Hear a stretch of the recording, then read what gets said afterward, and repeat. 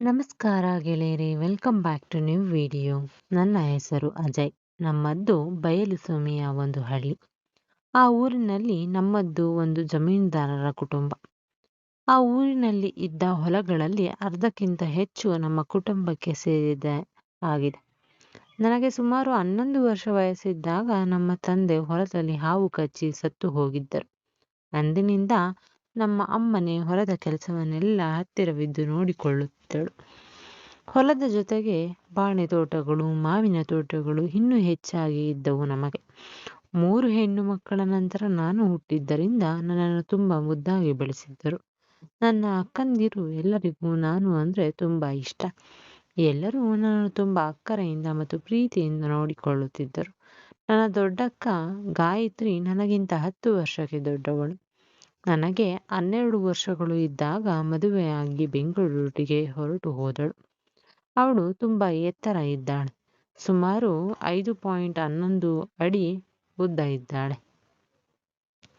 ಬಂಗಾರದ ಹಾಗೆ ಹೊಳೆಯುವ ಬಣ್ಣವನ್ನೂ ಹೊಂದಿದ್ದಾಳೆ.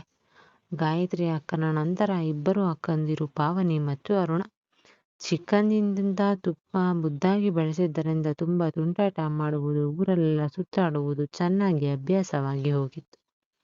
ಏನೋ ಮಳೆಗಾಲದ ಓದು ಬಿಟ್ಟರೆ ನಮ್ಮ ಊರಿನಲ್ಲಿ ಓದಿಕೊಳ್ಳಲು ಒಂದು ಒಳ್ಳೆಯ ಶಾಲೆಯೂ ಇರಲಿಲ್ಲ.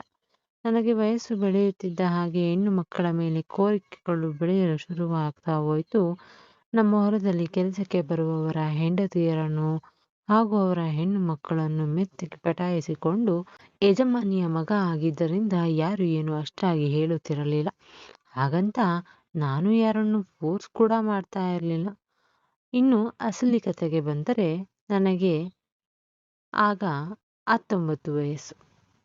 ಒಂದು ದಿನ ನಮ್ಮ ದೊಡ್ಡಕ್ಕ ಗಾಯತ್ರಿ ಬೆಂಗಳೂರಿನಿಂದ ಬಂದಳು. ಒಬ್ಬಳೇ ಬಂದಿದ್ದಳು, ಜೊತೆಗೆ ಭಾವನವರೂ ಬಂದಿರಲಿಲ್ಲ. ಬಂದಾಗಿನಿಂದ ಅಳುತ್ತಲೇ ಇದ್ದಳು. ಏನಾಯ್ತು ಅಕ್ಕ ಅಂತ ಕೇಳಿದರೂ ಉತ್ತರ ಕೊಡಲಿಲ್ಲ. ಬಹುಶಃ ಭಾವನರ ಜೊತೆ ಜಗಳ ಮಾಡಿಕೊಂಡು ಬಂದಿದ್ದಾಳೇನೋ ಅಂದುಕೊಂಡೆ. ಮದುವೆಯಾಗಿ 7 ವರ್ಷಗಳು ಆಗಿದ್ದರೂ ಇನ್ನು ಮಕ್ಕಳು ಆಗದೇ ಇರುವುದರಿಂದ ಅವಳ ಅತ್ತೆಯ ಮನೆಯಲ್ಲಿ ಚುಚ್ಚು ಮಾತುಗಳಿಂದ ನೋವು ಕೊಡುತ್ತಾ ಇದ್ದಾರೇನೋ ಅಂದುಕೊಂಡೆ. ಅಕ್ಕ ಏನು ಹೇಳದೇ ಇದ್ದುದರಿಂದ ಸರಿ ಬಿಡು ಎಂದುಕೊಂಡು ನಾನು ಕ್ರಿಕೆಟ್ ಆಡಲು ಹೊರಟು ಹೋದೆ. ಸಂಜೆ ಮನೆಗೆ ಬಂದೆ. ಮಲಗುವ ಸಮಯದಲ್ಲಿ ಅಮ್ಮ ನನ್ನನ್ನು ಕರೆದು, ಲೋ ಅಜಯ್, ನಮ್ಮ ಮನೆಯಲ್ಲಿ ಹಸು ಕರು ಹಾಕಿದೆ, ಈ ಹಾಲು ಅದರದ್ದೇ, ಕುಡಿ ಎಂದಳು. 1 ಲೋಟ ತುಂಬ ಹಾಲನ್ನು ಕೊಟ್ಟಳು. ನಮ್ಮ ಮನೆಯಲ್ಲಿ ಹಸುಗಳು ಇದ್ದರೂ ಶುದ್ಧ ಹಾಲು ಸಿಗುತ್ತಿದ್ದರೂ ಹಾಲು ಕುಡಿಯುವ ಅಭ್ಯಾಸ ನನಗಿರಲಿಲ್ಲ. ಆದರೂ ಅಮ್ಮ ಹಾಲು ಕೊಟ್ಟಿದ್ದಾಳೆ ಅಂತ ಕುಡಿದು ಮಲಗಿದೆ. ನಾನು ಎದ್ದು ರೂಮಿನಿಂದ ಹೊರಗೆ ಬರ್ತಿದ್ದ ಹಾಗೆ ಅಮ್ಮ ಕೇಳಿದಳು, ಹೇಗಿದ್ದೀಯೋ ಅಂತ. ಯಾವತ್ತೂ ಹೀಗೆ ಕೇಳದ ಅಮ್ಮ ಇವತ್ತು ಯಾಕೆ ಹೀಗೆ ಕೇಳ್ತಿದ್ದಾಳೆ ಅಂತ ನನಗೆ ತುಂಬ ಆಶ್ಚರ್ಯವಾಯಿತು. ಚೆನ್ನಾಗಿದ್ದೇನೆ ಅಮ್ಮ ಅಂತ ಅಪ್ರಯತ್ನವಾಗಿ ಉತ್ತರಿಸಿದೆ. ಏನು ನಡೆದಿದೆ ಅಂತ ತಿಳಿದುಕೊಳ್ಳಲು ನನ್ನ ಮನಸ್ಸು ತುಡಿಯುತ್ತಿತ್ತು. ನಾನು ಹೊರಗೆ ಹೋಗುತ್ತಾ ಇದ್ದೀನಿ ಅಮ್ಮ ಅಂತ ಹೇಳಿ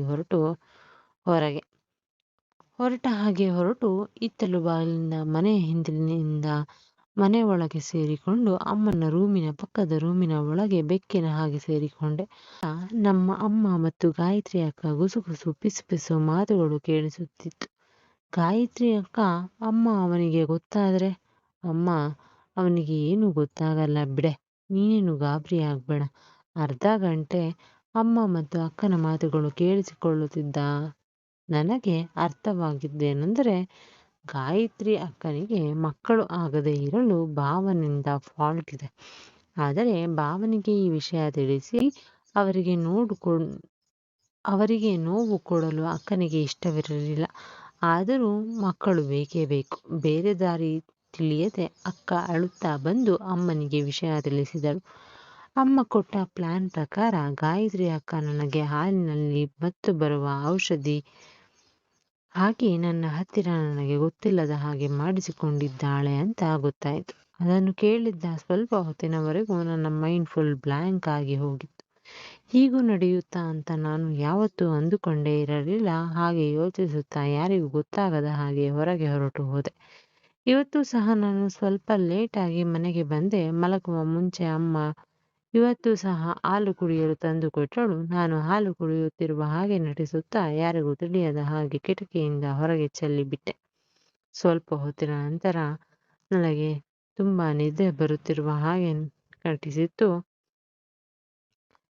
ಮೊದಲ ಮಹಡಿಯಲ್ಲಿ ಇದ್ದ ನನ್ನ ರೂಮಿಗೆ ಹೋಗಿ ಮಲಗಲು ಹೋದೆ. ಹಾಸಿಗೆಯ ಮೇಲೆ ಮಲಗಿ ನಿದ್ದೆ ಮಾಡುತ್ತಿರುವ ಹಾಗೆ ನಟಿಸಲು ಶುರು ಮಾಡಿದೆ. ನಮ್ಮ ಗಾಯತ್ರಿಯ ಅಕ್ಕನ ಜೊತೆ ಕಲ್ಪಿಸಿಕೊಂಡರೆ ನನ್ನ ಮೈಗೆಲ್ಲ ರೋಮಾಂಚನ ಉಂಟಾಗುತ್ತಿತ್ತು.